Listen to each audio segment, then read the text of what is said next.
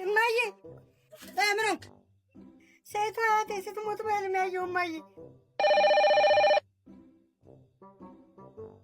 ሄሎ እናትሽ አርፏል። ምን ትንቢት ነው ይሄ ትንቢት ነው። እማዬ ከሳምንት በኋላ እሺ።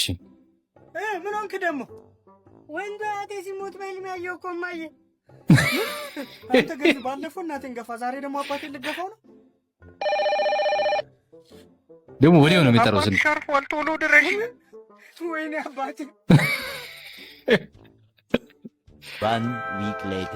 በቃ እንግዲህ እኔ ልጅ አንቺም ተይ፣ ሀዘን አታብዙ ውስጥ ሀዘን ሲበዛ ነው ነገሩ። እንዴ በሁለት ሳምንት እናቷንም አባቷንም አታ። እማዬ እማዬ ምን ሆንክ ደግሞ ዛሬ? አባቴ እኮ ሲሞት በህልሜ ያየሁ እማዬ። አንተ ገፊ ልገፋ ይማረ እዴ አባትዬ ጎረቤት ነው።